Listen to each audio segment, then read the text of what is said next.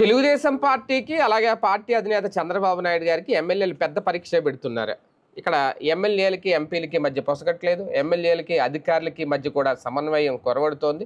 తాజాగా తిరువూరు పంచాయతీ చివరికి మరొకసారి అదే ఎమ్మెల్యే కొలుకుపూడి శ్రీనివాస్ ఇంతకుముందు 2 సార్లు అనుకుంటా హాజరయ్యారు. మరోసారి క్రమశిక్షణ సంఘం ముందైతే హాజరయ్యారు. ఇక్కడ ఎంపీ ఎవరైతే ఆరోపణలు చేశారో కేసినేని శివనాథ్ అలియాస్ చిన్ని ఆయన సెపరేట్గా హాజరయ్యారు, ఈయన సెపరేట్గా హాజరయ్యారు.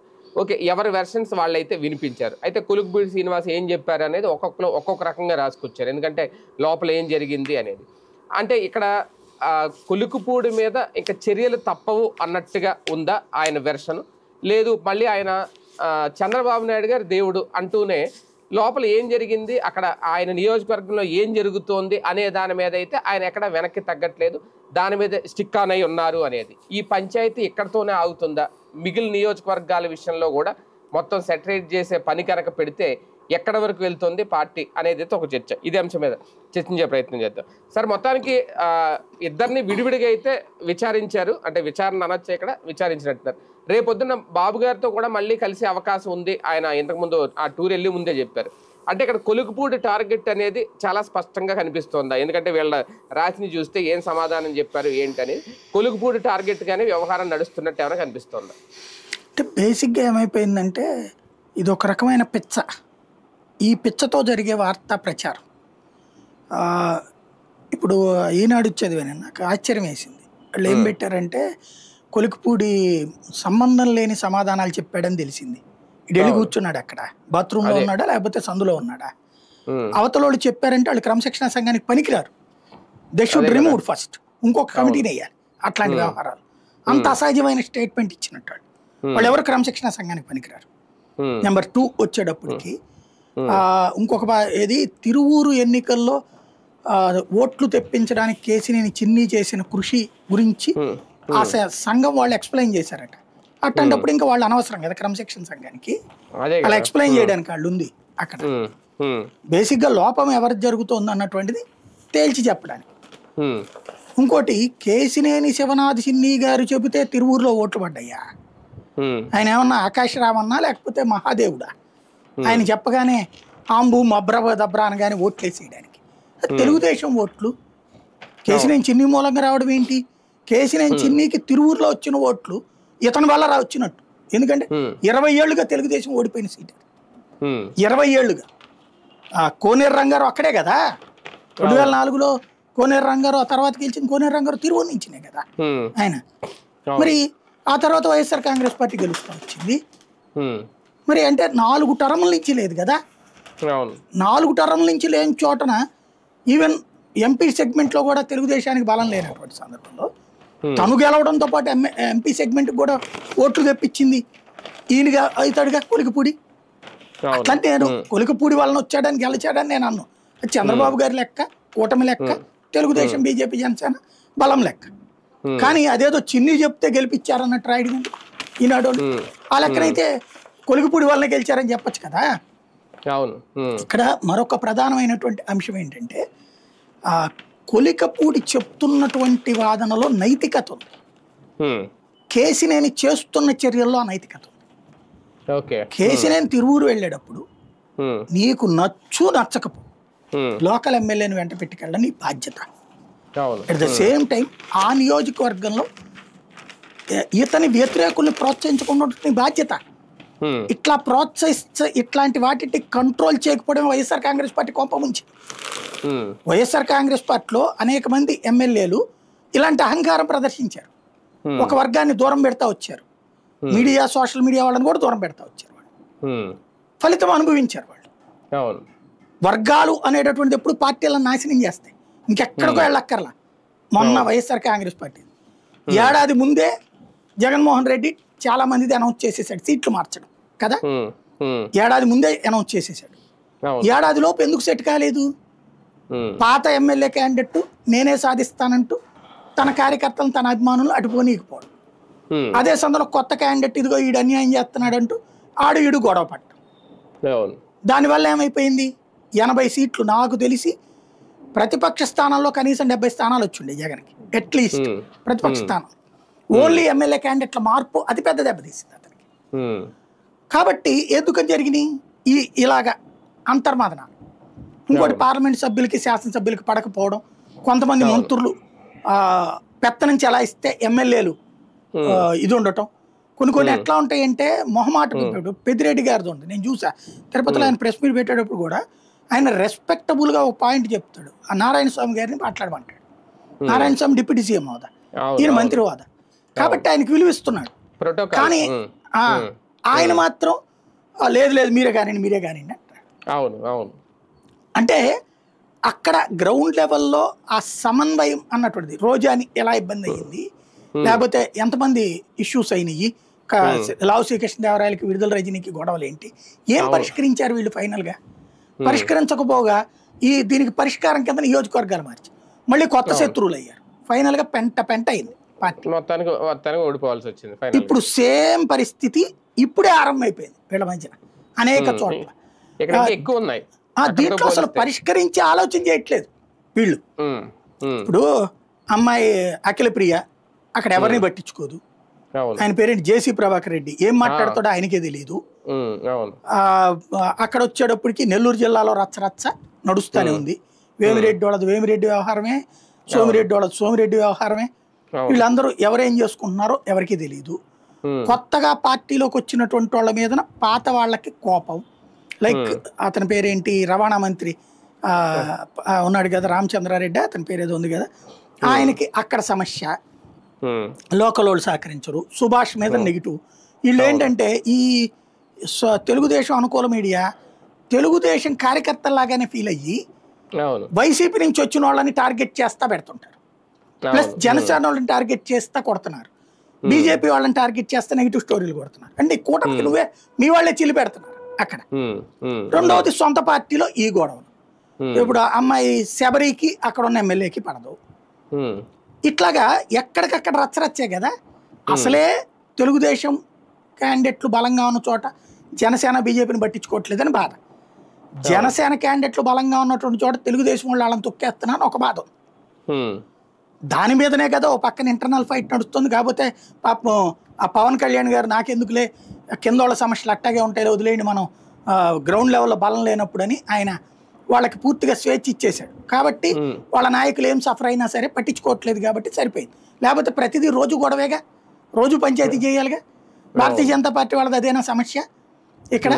ఓ రకంగా భారతీయ జనతా పార్టీ వాళ్ళ వల్ల తెలుగుదేశానికి అదృష్టం ఏంటంటే తెలుగుదేశం కార్యకర్తలా ప్రవర్తించే భారతీయ జనతా పార్టీ వీళ్ళు చూసుకోవాల్సిందల్లా ముందు ఆ గొడవలు. ఎందుకంటే ఇంటర్నల్గా అట్లా తగవులు పడతా ఉంటే ఇప్పుడు క్రమశిక్షణా సంఘమే కాదు, నన్ను అడిగితే ఏ రోజుకు ఆ రోజే సమస్య పరిష్కరించాలి. ఇప్పుడు జేసీ ప్రభాకర్ రెడ్డి ఇష్టం వచ్చినట్టు మాట్లాడుతున్నాడు. ఇప్పుడు పోలీసు అధికారుల చేతన కంట్రోల్ చేయించాల్సి వస్తుంది. ఏం పార్టీ ఎందుకు యాక్షన్ తీసుకోకపోతే రేపు పొద్దున అతను చేసిన తప్పులు, అతను చేసే అహంకారపూరిత ధోరణి పార్టీకి డ్యామేజ్ కదా. ఇప్పుడు వైఎస్ఆర్ కాంగ్రెస్ పార్టీలో కొడాల నాని మాట్లాడాడు, లేకపోతే వంశీ మాట్లాడాడు అని చెప్పి ఇప్పుడు ఆ తర్వాత ఇన్ని రోజుల తర్వాతనైతే అది వైసీపీకి డ్యామేజ్ అయిందా, ప్రయోజనం అయిందా? ఇప్పుడు అది వీళ్ళు మాట్లాడితే సంతోషం అనుకుంటారా జనం ఎవరైనా? ఈయన మాట్లాడేటటువంటి మాటలు ఖచ్చితంగా ఇప్పుడు ఆవిడ అఖిల ప్రియ మీద చాలా వచ్చినాయి. ఏం పరిష్కరించారు వీళ్ళు? ముందు పార్టీలో ఒక బలమైన వ్యవస్థ ఉండాలి, మొహమాట పడకూడదు, స్ట్రాంగ్ యాక్షన్ ఉండాలి. ఆయన 95 సీఎం అంటున్నారు చూడండి. 95 పార్టీలో ఎవడు తేడా వచ్చి, నేను చెప్పా ఆ రోజున ప్రత్యక్షంగా చూసినోండి, ఎవడైనా సరే తేడా వస్తే ఇమ్మీడియట్గా పార్టీ కార్యాలయం సిటీల్లో నగర అధ్యక్షులే చూసేవాళ్ళు. హైదరాబాద్ నుంచి మానిటరింగ్ జరిగేది.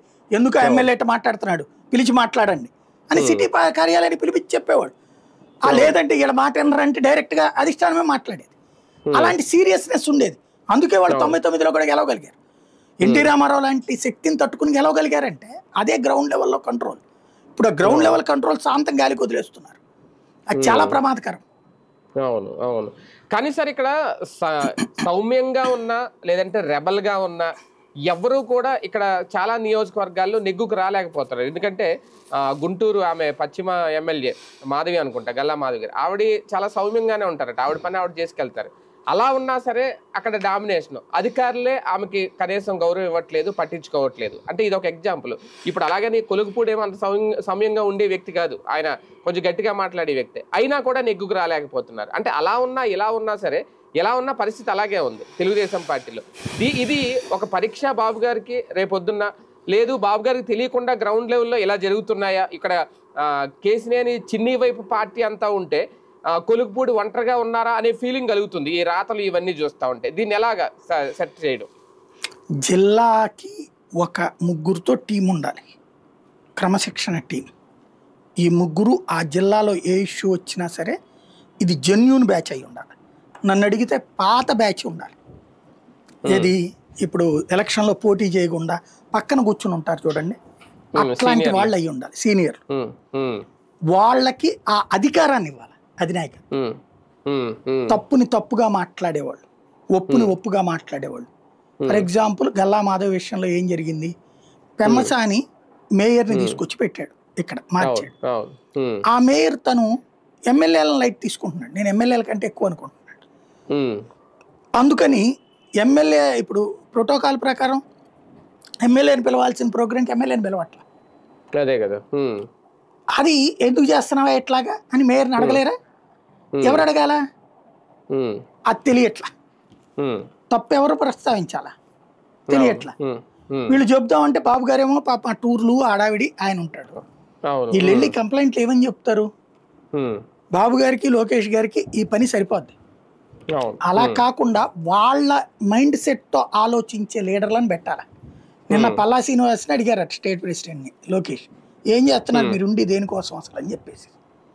ఎందుకంటే ఆ కొలికిపూడిది అది అంత ఇష్యూ జరుగుతుంటే ఎన్నిసార్లు చూస్తా కూర్చున్నారు అక్కడ. అసలు పల్లా శ్రీనివాసరావు పోస్ట్ ఏంటి? రాష్ట్ర అధ్యక్షుడని ఆయనకు గుర్తుందా? వాళ్ళకి ముందు వార్నింగ్ ఇచ్చేసి అది వచ్చి చంద్రబాబు గారికి చెప్పాలా లేదా లోకేష్ గారికి చెప్పాలి, వాళ్ళు ఎట్లా చేతనే కంట్రోల్ చేశానని నేను అనేది. ఇంకోటి ఇందులో కులపెచ్చపోకూడదు. మనవాడైతే ఒక రకంగా వేరే వాడైతే ఇంకో రకంగా ఉండకూడదు. అది చాలా డేంజర్. అది పబ్లిక్ లోకి ఆ సంకేతం వెళ్ళిపోతుంది. అది చాలా జాగ్రత్తగా ఉండాలి అట్లాంటి విషయాల్లో. తప్పు మనోడు చేసిన తప్పుని సమర్థించకూడదు. అది ఖచ్చితంగా మొహమాటం లేకుండా వెళ్ళేటట్టు ఉండాలి. కానీ సార్ ఇలాంటి జరిగినప్పుడు ఎమ్మెల్యే మీద చర్యలు తీసుకోవడం లేదంటే సస్పెన్షన్ వెయిట్ వేయడం జరుగుద్దా? అట్లా గత చరిత్రలు ఎలాగైనా జరిగినాయా? మీ బాబు గారు చెప్పే 95-2004 మధ్యలో జరిగినాయి. ఆ తర్వాత అయితే జరగలేదు. 14 ఇప్పుడు ఏమైపోయిందంటే ఈ 2004 తర్వాత 2 సార్లు ఓడిపోవడంతో ఈ ఓడిపోవడానికి కారణం ఏంటంటే విధాన నిర్ణయ లోపం. అది దాన్ని బాబు గారికి అట్లా చెప్పకుండా వీళ్ళందరూ ఏం చేశారంటే, సార్ మీరేమో మాకు స్వేచ్ఛ ఇవ్వలేదు, అదే రాజశేఖర రెడ్డి వాళ్ళకి స్వేచ్ఛ ఇచ్చేసేవాడు, దాంతో వాళ్ళు గెలిచేశారు. మరి 99-2004 దాకా వాళ్ళకి స్వేచ్ఛ ఇస్తే రాజశేఖర రెడ్డి గెలిస్తే 2009 తర్వాత అందుకు గెలిచారు. మరి అంతకుముందు ఎందుకు స్వేచ్ఛ లేదు వాళ్ళకి? కాంగ్రెస్ వాళ్ళకి ఎప్పుడు స్వేచ్ఛ ఉంటుంది కదా, ఇప్పుడు కూడా స్వేచ్ఛ ఉంటుంది వాళ్ళకి. ఎందుకని? స్వేచ్ఛ అనేటటువంటిది విచ్చలవిడితనం కాకూడదు, క్రమశిక్షణ లేని స్వేచ్ఛ కాకూడదు. అది చెప్పేటప్పటికి బాబు గారు 2014 నాటికి పూర్తి స్వేచ్ఛనిచ్చారు. 14 నుంచి 19 దాకా వీళ్ళు చేసిన అతి మూలంగానే కదా బాబు గారు ఓడింది. కానీ ఇప్పుడు ఎట్లయిపోయిందంటే ఎవడికాడు మీరు ఎంత ఖర్చు పెడతారని వీళ్ళు అడుగుతున్నారు. 25 అది ఒక వేలం పాట అయిపోయింది. 30 ఖర్చు పెడతానన్నాడు, లేకపోతే 40 ఖర్చు పెడతాన్నాడు, 50 ఖర్చు పెడతాన్నాడు. హైయెస్ట్ ఎవరు ఖర్చు పెడతారో వాళ్ళకి ఎమ్మెల్యే టికెట్ ఇస్తున్నారు, ఎంపీకి టికెట్ ఇస్తున్నారు. దీంతో ఎంతెంత ఖర్చు పెట్టేటప్పుడు తప్పవండి కొన్ని అన్నప్పుడు ఇక్కడ డబ్బుల పంపకాల దగ్గర తేడా వస్తుంది, పవర్స్ పంపకాల దగ్గర తేడా వస్తుంది. ఇప్పుడు ఫర్ ఎగ్జాంపుల్ ఎంపీ ఏమంటాడు, నేను చెప్తే పని జరగాలంటాడు, ఎమ్మెల్యే నేను చెప్తే పని జరగాలంటాడు. ఒకే అంశంలో ఇద్దరి మధ్యన డిస్ప్యూట్ వచ్చింది, ఎవరు సాల్వ్ చేయాలి? పరిష్కారం లేదు. వేరే వాడితో ప్రతిపక్షం వాడితో రావాల్సిన గొడవ అధికారంలో ప్రతిపక్షంతో వస్తుంది. దానికి తోడు కూటమిలో వస్తున్నది గొడవ. వీళ్ళిద్దరి మధ్య విభేదాలు రావడంతో మిగిలిన వాళ్ళు ఎవరు, ఆ ఎమ్మెల్యే గౌరవం ఎవరు పట్టించుకోరు, అధికారులు కూడా కనీసం లెక్క చేయరు. అంతే. ఇదే కాకుండా మళ్ళీ కూటమి వాళ్ళతో గొడవలు వస్తున్నాయి, మళ్ళీ అదొక గొడవ. క్రమంగా ఇదేమైపోతుందంటే దీన్ని నియంత్రించి పరిష్కరించకపోతే పార్టీకి గుదిబండగా మారి రేపొద్దున ఇది పెద్ద సంక్షోభంలోకి తీసుకెళ్తారు పార్టీని. చాలా పెద్ద డ్యామేజ్ తీసుకెళ్లేది అదే. చివరికి ఎట్లా అయిపోయిందంటే గ్రౌండ్ లెవెల్లో విచ్చలవిడితనం అయిపోయింది. మన మీడియా మేనేజ్ చేస్తుందిలే అనే ధైర్యం వీళ్ళకి కూడా వచ్చింది. ఆ మీడియా కూడా ఓ రకంగా చెప్పాలంటే ఈ లెగసీని అడ్డం పెట్టుకుని వాళ్ళు సంపాదించుకుంటున్నారు. మీడియా వాళ్ళు వీళ్ళు అనుకూల మీడియా వాళ్ళకి ఎంత డబ్బులు ఇచ్చారు ఒక్కొక్క ఎమ్మెల్యేని ఆఫ్ ద రికార్డులో ఆ పేపర్లకు చెప్పకుండా ఒకసారి చిన్న మెసేజ్ పెట్టి లోకేష్ గారినో చంద్రబాబు గారినో మీరు ఇంతవరకు ఈనాడుకి, జ్యోతికి, ఆర్రజన్ మీడియాకి ఎంతెంత డబ్బులు ఇచ్చారు అడ్వర్టైజ్మెంట్ రూపంలో కానీ లేకపోతే వేరే రూపంలో కానీ అని చెప్పి అడగండి. ఎంత డబ్బులు వాళ్ళు సంపాదించుకుని ఉంటారో వీళ్ళని అడ్డం పెట్టుకుని. అదే కదా, వీళ్ళ మీద నెగిటివ్ స్టోరీలు రాసి కూడా డబ్బులు తింటున్నారు. ఇప్పుడు జగన్ మీద లేకపోతే వైసీపీ మీద రాస్తాడు ఎవరు డబ్బులు ఇయ్యడు మార్చమని. తెలుగుదేశం వాళ్ళ మీద కనుక నెగిటివ్ రాస్తే లేనిపోని రిస్క్, బాబు గారి నోటీసులో నెగిటివ్ అయిపోతామన్న ఉద్దేశంతో ముందు ఒకసారి నెగిటివ్ రాస్తున్నారు, ఆ తర్వాత డబ్బులు ఇచ్చాక పాజిటివ్గా రాస్తున్నారు. ఒకే నాయకుడి మీద రెండు రకాలు వస్తున్నాయి చూడండి. అక్కడ కొలిక్పూడి వ్యవహారంలో చర్యలు తీసుకున్నా తీసుకోకపోయినా పార్టీకి ఇబ్బందేనా? ఎందుకు అంటే నిన్న జరిగిన దాంట్లో ఎవరు వెర్షన్ ఎవరు రాసినా సరే అసలు విషయం ఏంటి, ఆయన కేసినేని చిన్ని 5 కోట్ల రూపాయలు తీసుకున్నారు అనే దానికి సంబంధించి ఈయన స్టేటస్లు ఏవైతే పెట్టారో దాని గురించి లోపల ఏం అడిగారో దాని మీద విచారణ జరుగుద్దో లేదో పక్కన పెట్టేస్తే బహిరంగ వేదికల మీద మాట్లాడాల్సిన మాటలు, అంతర్గతంగా మాట్లాడాల్సిన మాటలు మీకు తేడా తెలియదా? అంతర్గతంగా మాట్లాడాల్సి బయట ఎందుకు మాట్లాడారు అని క్రమశిక్షణా సంఘం అడిగిందని దానికి ఆయన పొంతం లేని సమాధానం చెప్పారని. అంటే ఇక్కడ అది మాట్లాడాలా వద్దా అనేది మాత్రమే చర్చిస్తారా, నిజంగా అక్కడ జరిగిందా లేదా అనేది చర్చించరా? రేపొద్దున్న ఈ యాంగిల్లో కనుక ఆయన మీద ఒకవేళ నిజంగా వెయిట్ వేస్తే అప్పుడు ప్రజల్లోకి నిజంగా 5 కోట్లు తినేసారేమో ఒక ఎమ్మెల్యే దగ్గర, ఆ విషయానికి సంబంధించి తేల్చలేదు ఇందులో దొంగ ఎవరు అనేది ఆ చర్చ రాదా? ఆయన పొంతం లేని మాట వీళ్ళు ఎందుకు అంటున్నారంటే ఇక్కడ కేసినేని చిన్ని నిన్నేమనలేదు కదా అంటారు వీళ్ళు తెలివిగా. ఓకే, ఇక్కడ బేసిక్గా ఇతని మీద అవినీతి ఆరోపణలు చేశారు, కొలిక్పూడి మీద లైంగిక వేధింపుల కేసు కూడా పెట్టబోయారు కదా దాంట్లో. అన్ని రకాలు చేశారు, అతన్ని వేటాడారు అతన్ని. ఇతని మీద అవినీతి ఆరోపణలు చేశారు, డబ్బులు ఇవ్వట్లేదని. నేనంటోంది అదే, డబ్బులు ఇవ్వలేదని చెప్పి లిక్కర్ షాపులకి, బెల్ట్ షాపులకు వ్యతిరేకంగా పోరాడాడు అని చెప్పి అటుకు రప్చర్ చేశారు. అది చేసిన వాళ్ళని ఇతన్ని ఎత్తిన పెట్టుకున్నాడా లేదా? దట్ ఇట్ సెల్ఫ్ క్రమశిక్షణ రాయిత్యం కదా. వాళ్ళు పెట్టే ప్రోగ్రాంలకి ఈయన గెస్ట్గా వెళ్తున్నాడా లేదా? ఏది కొలికపూడి మీద ప్రెస్ మీట్లు పెట్టి కొలికపూడికి వ్యతిరేకంగా మాట్లాడిన వాళ్ళు, ప్రచారం చేసిన వాళ్ళకి కేసినేని చిన్ని ఎందుకు నెత్తిన పెట్టుకుని వాళ్ళతో మీటింగ్లు పెట్టించారు? అది అడిగారా చిన్నిని? అది అడిగినట్టు రాయలేదు కదా అక్కడ. అది లేదు, అదే కదా. అంటే వీళ్ళు నిష్పక్షపాతంగా కమిటీ లేదు, అదే పక్షపాత ధోరణితో. నువ్వు ఎట్నుంచి చూడటం ప్రారంభిస్తే అటే కనబడుతుంది. ఇక్కడ ఇట్నుంచి చూస్తున్నారు వీళ్ళు, అది చెక్ చేసుకోవాలి. అంటే ఒక సైడ్ మాత్రమే చూస్తున్నారు, రెండు సైడ్లు చూడాలి అంతే. రేపొద్దున అదేంటే బాలకృష్ణ గారు చెప్పారని అట్లాగే చేస్తున్నారు, ఒకవైపే చూస్తున్నారు, రెండో వైపు చూడొద్దన్నారని. సరే రేపొద్దున ఇప్పుడు నిన్న 156 పేజీలు ఎంత నివేదిక ఇచ్చారట ఈయన కొలిక్పూడి శ్రీనివాస్ అక్కడికి. రేపొద్దున బాబు గారు వచ్చినా ఇదే రిపీట్ అవుతుందా? బాబు గారు వచ్చి ఒకసారి మాట్లాడి ఫైనల్ చేసేస్తారు, ఇంకా ఎవరి మీద వెయిట్ వేయాలి? ఇంతకుముందు కూడా మాట్లాడారు, జాగ్రత్తగా ఉండండి, కంగారు పడబాకండి, ఇద్దరు అట్లా మాట్లాడుకోబాకండి, బ్యాలెన్స్గా ఉండండి అయ్యా అంటారు. అట్టంటే కుదరదు. తిరువూరు వెళ్తే ఖచ్చితంగా సర్ది చెప్పడాలు, తిరువూరులో ఏ నిర్ణయం తీసుకున్నా కొలికపూడితో మాట్లాడి నిర్ణయం తీసుకోవాలని ఎంపీకి చెప్పాలి. అలా చెప్పకపోతే ఈ candidate rebel candidate, central university అనుకుంటా, ఇతను ఆ రోజుల్లోనే విద్యార్థి దశలోనే పోరాటాల క్యాండిడేట్. ఆ తర్వాత నోటితోనే ఎదిగిన ఓ రకంగా, నోటితోనే తెలుగు రాష్ట్రాల ప్రజలు గుర్తింపు వ్యక్తి, నోటితోనే అయినోడు కాబట్టి నోరున్నోడుతో సాధ్యమైనంత జాగ్రత్తగా ఉండాలి. అవును, కానీ ఇప్పటికీ స్వామి భక్తి అన్న ప్రదర్శిస్తున్నారా కొలిక్పూడి? నాకు ఆయనకేమి చంద్రబాబు గారితో గొడవ లేదు కదా, తెలుగుదేశమే కరెక్ట్ అంటాడు, తెలుగుదేశం నాయకుడిని అంటాడు, తెలుగుదేశంలో బాబు గారు లోకేష్ గారిని అభినందిస్తున్నాడు. అమ్మాయి అంటే బాబు గారు మంచోళ్ళే, కింద నాయకుల వల్లే ఇబ్బందులు. అదే క్రింద నాయకులందరినీ కూడా అంటలేదు, ఓన్లీ కేసినేని ఆయన వరకు అది కాబట్టి, అంటే మరి అంతే, దాన్ని పరిష్కరించండి, సింపుల్. అంటే కొలుగుపూడి విషయంలో చిన్నీతో గొడవ కాబట్టి చిన్ని వరకు ఆయన నచ్చట్లేదు, బాబు గారు మంచోళ్ళే. మిగిలిన నియోజకవర్గాల్లో కూడా అదేనా? అక్కడ నాయకులు ఎక్కడికక్కడ ఒక నాయకులతో గొడవ అంతే కదా. అది తెలుసుకుని బాబు గారు ఆ విధంగా మెసలాలి. అది కానీ రేపు పొద్దున ఫైనల్ గా సెట్ చేయాల్సింది ఆయనే కదా సార్. పార్టీ ఎన్ని రోజులు పడుతుంది? ఇన్ని రోజులు ఆయన ఎప్పుడు కూడా ఆ సాగతీత ధోరణి ఆయనకి మైనస్. ప్రతిసారి ఒకళ్ళనొకళ్ళు వెనుపోట్లు పొడుచుకోవడం జరుగుతుంది. అదే కదా, రైట్. చూద్దాం. మొత్తానికి కొలిక్పూడి వ్యవహారంతో రాష్ట్రంలో ఏం జరుగుతోంది, తెలుగుదేశం పార్టీలో అన్ని నియోజకవర్గాలు ఎమ్మెల్యేలు కానీ, ఎంపీలు కానీ, ఎమ్మెల్యేలు కానీ, అధికారులు కానీ సమన్వయంతో ఉన్నారా, పనిచేసుకుంటున్నారా లేదనేది ఖచ్చితంగా ఇప్పుడు చర్చించాల్సిన అవసరం ఒక చంద్రబాబు నాయుడు గారి ముందు మళ్ళీ ఒక పరీక్షగా మారబోతుందా? ఇప్పుడు కొలిక్పూడి విషయంలో ఏం చేస్తారు, మళ్ళీ ఒకసారి ఇద్దరితో కూర్చొని మాట్లాడి సెట్ చేస్తారా, లేదంటే ఈ వివాదం ఇలాగే ఉంటుందా, చర్యలు తీసుకుంటారా? వేచి చూడాల్సిన